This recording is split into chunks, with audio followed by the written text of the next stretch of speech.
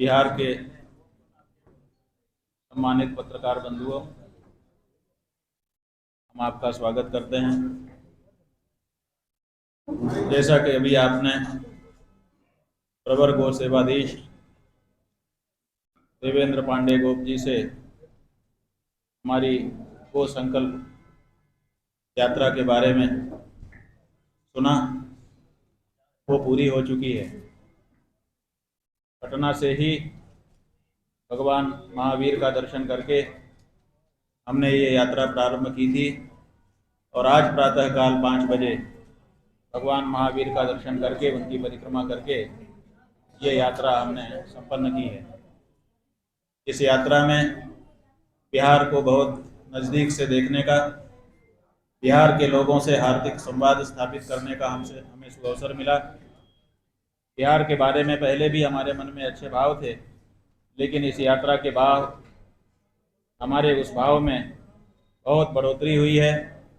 हमको इस बात का अनुभव हुआ है कि जितना हम समझते थे, बिहार उससे भी ज़्यादा अपनी जड़ों से, अपनी परंपराओं से, अपनी संस्कृति से और विशेष करके गौ माता से जुड़ा हुआ है। और उसका प्रमाण हमको यही मिला कि हम 38 जिलों में गए, जहाँ भी गए, कहीं ज़्यादा कहीं कम, क्योंकि हमारी यात्रा बहुत प्रचार में नहीं थी, इसलिए जितने भी लोग उसमें सम्मिलित हो सके, जब हमने उनसे संवाद किया तो सबका 100% उत्तर यही था कि हम गौ माता की रक्षा चाहते हैं और हम गौ हत्या को किसी भी रूप में स्वीकार नहीं करना चाहते।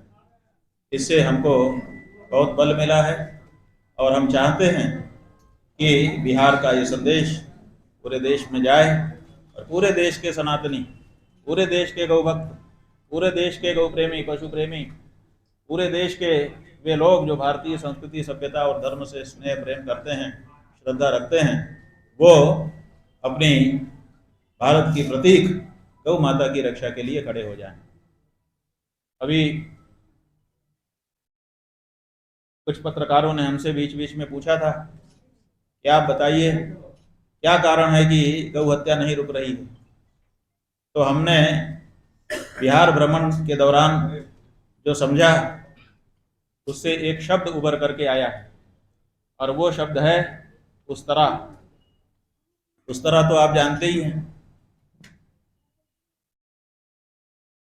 इस तरह से जिसमें धार लाई जाती है और धार लाने के बाद इस तरह, इसका मतलब कि ना इधर का ना उधर का, किसी का नहीं, जिसके ऊपर पड़ेगा काट दे। तो वो जो उस्तरा शब्द है वही गौ हत्या में कारण। उस्तरा शब्द को हम आपको समझा देना चाहेंगे विच्छेद करके। ऊ का मतलब है उपेक्षा। कहीं ना कहीं से ये हमारी, हम सनातन धर्मियों की, हम गौ प्रेमियों की, हम भारत देश के वासियों की सबसे पहली कमजोरी है, जिसको हम स्वीकार कर रहे हैं कि हमने कहीं ना कहीं गौ माता की किन्हीं किन्हीं कारणों से उपेक्षा कर दी। हमने ये सोचा कि सरकारें हमारी गौ माता के बारे में अब काम करेंगी, क्योंकि पहले हम गौ माता की सेवा स्वयं करते थे, लेकिन आज़ादी के समय देश के सभी बड़े नेताओं ने हमसे कहा था कि अंग्रेजों को भगाओ, स्वराज्य की स्थापना करो, गौ माता की रक्षा हो जाएगी। तो कहीं ना कहीं सरकार अपनी बनने के बाद सरकार पर हमारी निर्भरता चली गई, तो हमने कहीं ना कहीं गौ माता की उपेक्षा की। तो उपेक्षा का ऊ उस तरह के ऊ में आ गया, और वो जो उपेक्षा हुई उसके बाद फिर हमारी बात खत्म हो गई, फिर सरकारों की तरफ बात चली गई। तो सरकारों ने सबसे पहले गौ माता की हत्या के लिए एक कार्यक्रम चला दिया संकरीकरण का। उससे स मिला उस तरह का संकरीकरण। उन्होंने कहा गाय का दूध बढ़ाने की जरूरत है। देखिए, भारत की संस्कृति में गाय दूध के लिए नहीं घर में विराजमान करी जाती थी। भारत की संस्कृति में गाय आशीर्वाद करने के लिए गाय की सेवा की जाती है। दूध के लिए तो विदेशी लोग गाय नाम का, काऊ नाम का पशु पालते हैं और उससे वो दूध प्राप्त करते हैं। भारत में गाय परिवार का अभिन्न अंग होती थी और आशीर्वाद के लिए उसकी सेवा की जाती थी। भगवान श्री कृष्ण अगर गायों के पीछे नंगे का पांव चले थे तो दूध के लिए नहीं चले थे, वो उनका आशीर्वाद प्राप्त करने के लिए चले थे।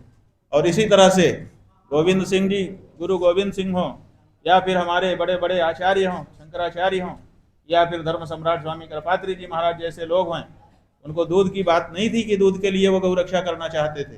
वो गौ माता का आशीर्वाद प्राप्त करने के लिए गौ रक्षा चाहते थे। तो गौ माता में दूध देखना हमारी सरकारों ने शुरू किया, और दूध बढ़ाने के लिए उन्होंने संकरीकरण का रास्ता अपनाया, जिससे हमारी जो शुद्ध देशी नस्ल की गाय थी वो नष्ट होने लगी।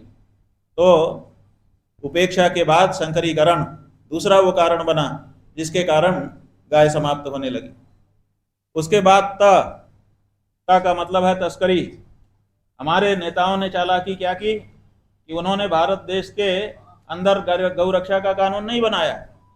जहां पर ज्यादा हल्ला होता दिखा, प्रदेश में बना दिया कि हम इस प्रदेश में गौ रक्षा कानून बनाते हैं। प्रदेश में गौ रक्षा कानून का मतलब ठीक उसी तरह से था जैसे कोई बच्चा आपके सामने कुछ कर रहा हो तो आप कहें यहाँ नहीं, इसका मतलब कि दूसरे कमरे में जाकर के ये काम कर लो। उसी तरह से भारत देश के नेताओं ने चालाकी की, कुछ जगह पर गौ रक्षा कानून प्रदेशों में बना दिया कि यहाँ नहीं काट सकते, इसका मतलब कि जहाँ कानून नहीं बना रहे हैं वहां जाके काट लो। तो भारत के हर दिशा में उन्होंने कुछ प्रदेश ऐसे छोड़ दिए हैं जिन प्रदेशों में आप जाइए तो वहां पर गौ रक्षा का कोई कानून नहीं है, वहां आप गौ हत्या कर सकते हैं। तो उसके कारण ट्रकों में, दूसरी गाड़ियों में भर करके गौवंश को ले जाया जाता है और फिर वहां निश्चिंत होकर के उनको काट करके उनकी बोटी बोटी करके उनको पैकेट में भर करके खाया और बेचा जाता है। तो तस्करी तीसरा कारण था। वो सत, और चौथा जो अक्षर है रा, उसको तो क्या परिभाषित करें, आप जानते ही हैं। रा का मतलब राजनीति। भारत की राजनीति आज ऐसी हो गई है बंधुओं कि गौ माता को मारने वाले जो कसाई हैं उनसे चंदा लेकर के यहाँ के राजनेता अपनी राजनीति चमका रहे हैं। और जब आप कसाईयों से चंदा लेने लग जाएंगे तो कसाईयों के विरुद्ध कैसे खड़े हो सकेंगे, संभव ही नहीं है। तो भारत की जो राजनीति है वो भी गौ माता की हत्या में कारण बन गई। तो ये उस तरह उस तरह, ये जो उस तरह है यही गाय को काट रहा है, इसलिए इन पर अंकुश लगाने की आवश्यकता है अगर गौ रक्षा करनी है। तो हम लोगों ने जो हमारी तरफ से उपेक्षा हो रही थी उस उपेक्षा को दूर करने के लिए सनातनियों के बीच में जागरूकता का कार्यक्रम आरंभ किया है, और हमारी ये यात्रा उसी दिशा का एक कदम थी। हमने जिले जिले घूम करके ये किया है। हमारे जो अनुयायी हैं वो गांव गांव घूमेंगे और जा करके एक एक घर घर तक में ये संदेश पहुंचाएंगे कि गाय का आशीर्वाद आपके पूर्वजों ने प्राप्त किया था, उनका वर्चस्व आप देखिए, उनका यश आप देखिए, आज भी पूरा विश्व गाता है। आप भी गौ माता के आशीर्वाद के लिए गौ सेवा आरंभ करिए। तो उपेक्षा का जो पाप है, जो दोष है, उसको हम स्वयं दूर करेंगे, लेकिन बाकी के जो स त रा, ये तीनों राजनीति से जुड़े प्रश्न हैं, इनको दूर करने के लिए गौ मतदाता तैयार करने की योजना रखी गई है। गौ माता के शरीर में 33 कोटि देवता विराजमान हैं। हम उनको नहीं देख सकते कि वो कौन कौन से देवता हैं, उनका नाम हम नहीं जान सकते, लेकिन हमने लोगों को कहा है कि गाय के लिए वोट करना शुरू करिए। तो जो गाय के लिए वोट करने का संकल्प लेगा हम उसी को अपना देवता समझेंगे, क्योंकि उसके वोट से गौ माता की रक्षा होने वाली है। तो 33 करोड़ लोग गौ माता की रक्षा के लिए वोट करना शुरू करेंगे तो 33 करोड़ वोट को ठुकरा देने का साहस भारत की किसी राजनीतिक पार्टी में नहीं रहेगा। हर पार्टी को अगर हमारा वोट लेना है तो गौ माता की रक्षा करनी पड़ेगी। ये वातावरण हम उत्पन्न करेंगे और संकरीकरण के बारे में जागरूकता हम फैला रहे हैं। आप देखिए संकरीकरण का नतीजा देखिए। आपके बिहार में लाखों गायें थी, पहले तो करोड़ों थी, फिर लाखों हुई और लाखों के बाद हजार हुई और हजार के बाद आज पूरा बिहार हम घूम करके 38 जिला आ गए हैं। हमने शुरू से ही सब जगह पर कहा कि हमें एक शुद्ध देशी नस्ल की बछौर गाय चाहिए, हमको एक शुद्ध देशी नस्ल की पूर्णिया गाय चाहिए, हमको एक शुद्ध देशी नस्ल की बिहार की गंगा तीरी चाहिए। आज तक हमको ले करके कोई नहीं आया है, जबकि मुंह मांगी न्यौछावर देने को हम उसके लिए तैयार हैं।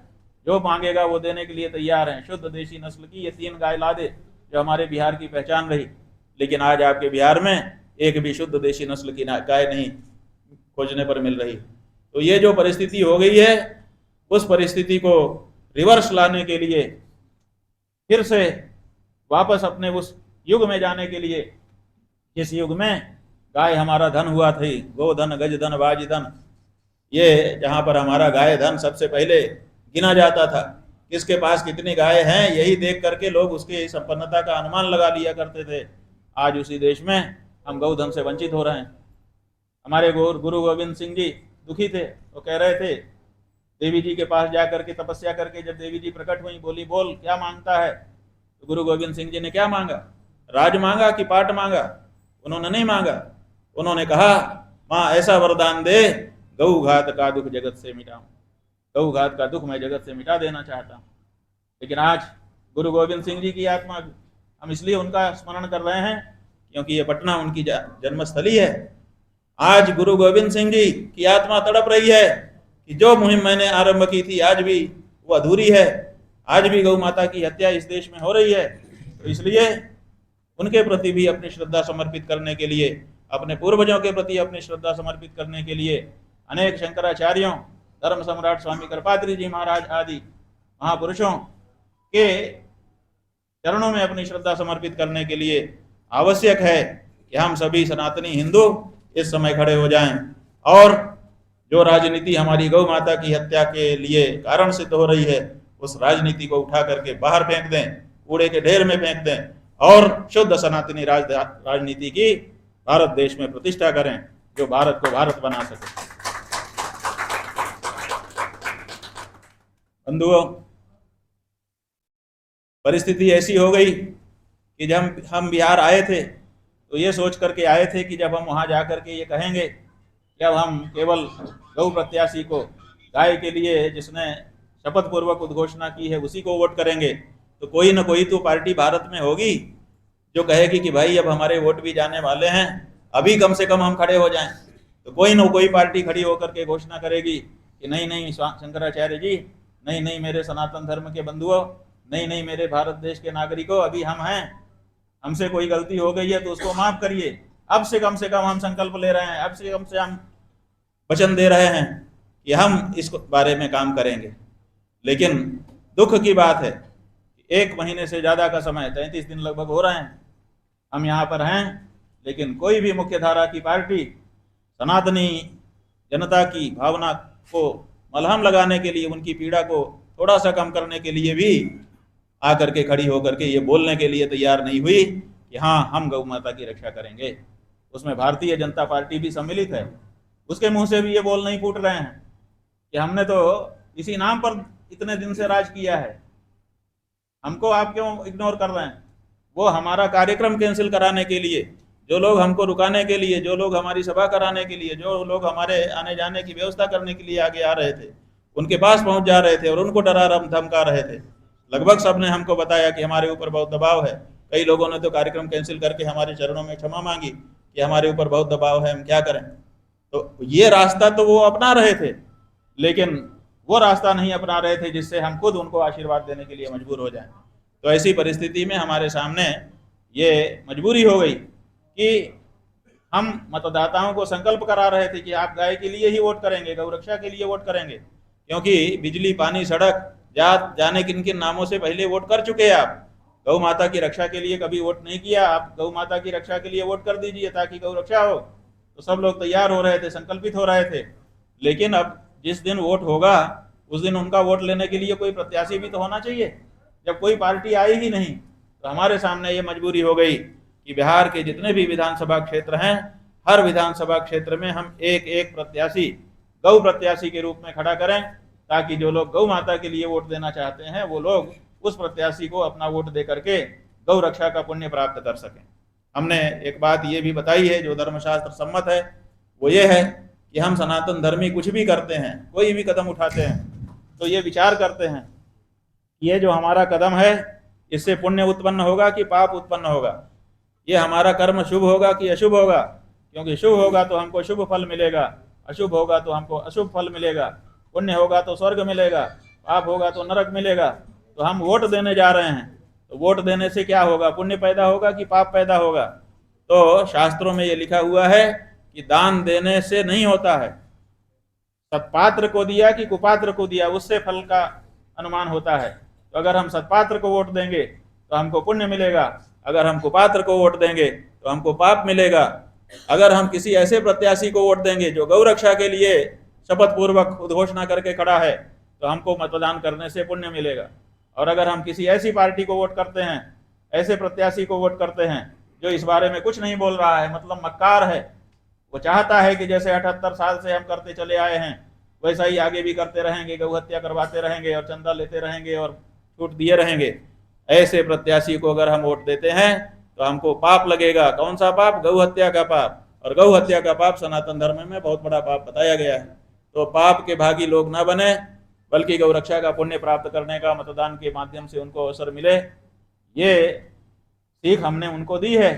तो इसलिए गौ प्रत्याशी खड़े करने हर चुनाव क्षेत्र में, निर्वाचन क्षेत्र में, ये हमारी मजबूरी हो गई। तो इसीलिए हमने प्रेरित किया है। बहुत सारे लोग नामांकन करना आरंभ कर चुके हैं। जो नामांकन का ये अवसर है, इसी बीच में नामांकन होगा और नामांकन के बाद जब नाम वापसी भी हो जाएगी, अंतिम सूची जारी हो जाएगी, तब हम आप लोगों को बताएंगे कि इस क्षेत्र से ये व्यक्ति गौ प्रत्याशी है। अभी भी हम